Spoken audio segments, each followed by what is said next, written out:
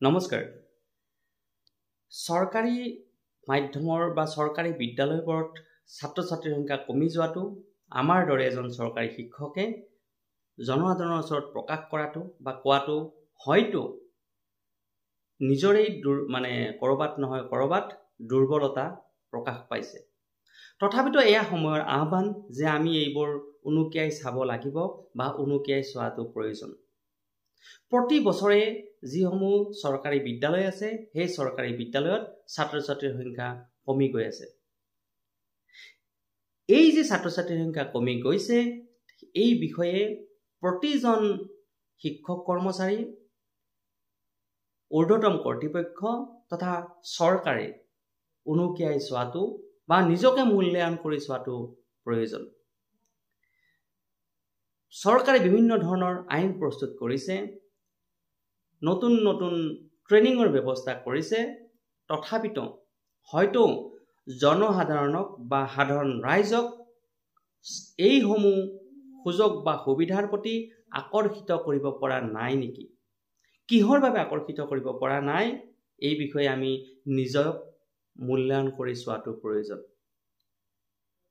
প্ৰতি বছৰে ছাত্ৰ-ছাত্ৰীৰ সংখ্যা ক্ৰমান্বয়ে কমি গৈছে চৰকাৰী বিদ্যালয়ত আৰু ক্ৰমান্বয়ে বাঢ়ি গৈছে প্ৰাইভেট যিসমূহ অনুষ্ঠান আছে, শৈক্ষিক অনুষ্ঠান প্ৰতিষ্ঠান আছে, প্ৰাইভেট ইংৰাজী মাধ্যমৰ বিদ্যালয় হওক বা অসমীয়া মাধ্যমৰ বিদ্যালয় হওক, যিসমূহ প্ৰাইভেট হয় সেইবিলাকত ছাত্ৰ-ছাত্ৰীৰ সংখ্যা বাঢ়ি গৈছে আৰু চৰকাৰী বিদ্যালয়বিলাকত ছাত্ৰ-ছাত্ৰীৰ সংখ্যা কমি গৈছে। গতিকে এই বিষয়ে আমি আমাৰ যিসমূহ ব্যৱস্থা আছে, যিসমূহ আমাৰ উপায় আছে, সেই উপায়বোৰ আমি কৰবাত বিচাৰিব পাৰোঁ নেকি?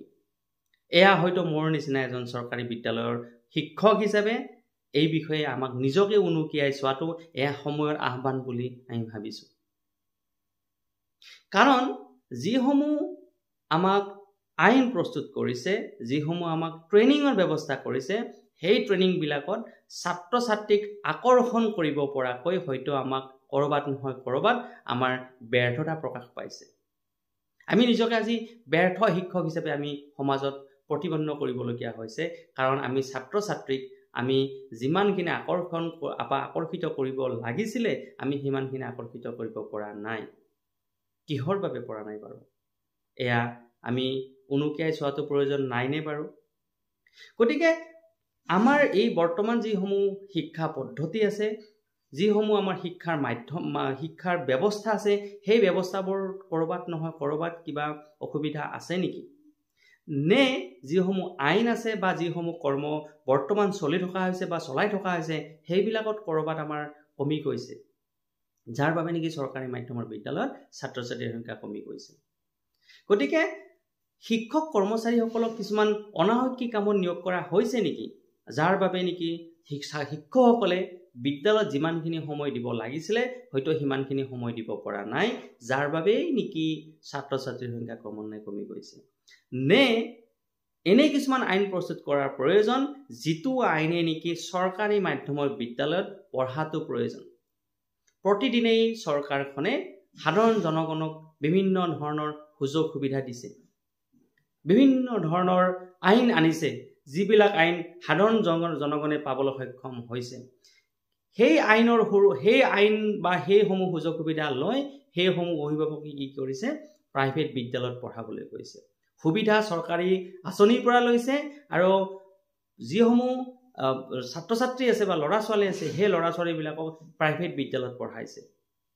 গতিকে এয়া সময়ৰ আহ্বান প্ৰতিজন শিক্ষক কৰ্মচাৰী, ঊৰ্ধ্বতম কৰ্তৃপক্ষ তথা চৰকাৰে এই বিষয়ে এবাৰ গভীৰভাৱে দকৈ ভাবি আৰু এনেকুৱা ধৰণৰ আইন প্ৰস্তুত কৰিব লাগে যিবোৰ আইনে নেকি প্ৰতিজন অসমৰ হয়তো যিসমূহ চৰকাৰী চাকৰি কৰাই হওক বা যিসমূহ চৰকাৰী বিষয়াই হওক অথবা যিসমূহ আমাৰ MLA MPয়েই হওক বা যিসমূহ আমাৰ পঞ্চায়ত নিৰ্বাচনত উত্তীৰ্ণ বা নিৰ্বাচন যিহেতু আমাৰ সমাগত আছে, পঞ্চায়ত নিৰ্বাচনত যিসকলে অংশগ্ৰহণ কৰিব সেই প্ৰতিগৰাকীয়ে যাতে চৰকাৰী মাধ্যমৰ বিদ্যালয়ত ল'ৰা-ছোৱালী পঢ়াই সেই এটা বাধ্যতামূলক আইন আনিব পাৰে নেকি, এই বিষয়ে প্ৰতিগৰাকী আমাৰ ঊৰ্ধ্বতম কৰ্তৃপক্ষ তথা চৰকাৰে এবাৰ বিবেচনা কৰাটো প্ৰয়োজন।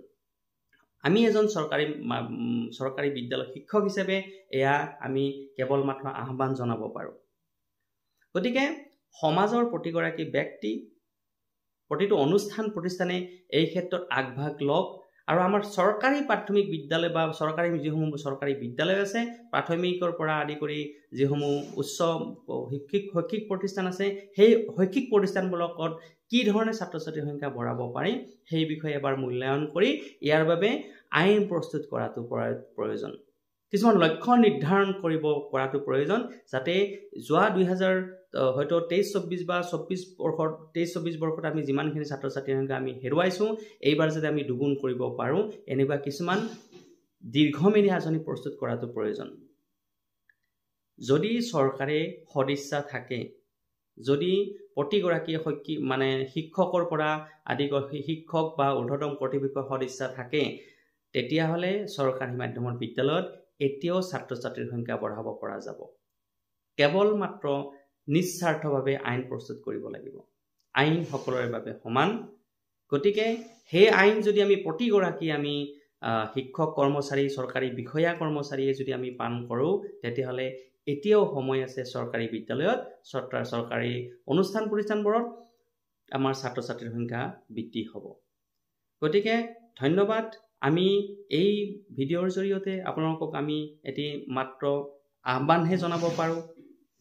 গতিকে আমি আহ্বান জনাইছোঁ, আশা কৰিছোঁ এই আহ্বান হয়তো চৰকাৰী কোনো বিষয়াৰ ওচৰত কৰ্ণগোচৰ হ'ব আৰু কৰ্ণগোচৰ হৈ আইন প্ৰস্তুত কৰিব পাৰিব। ধন্যবাদ। ভালে থাকিব, কুশলে থাকিব।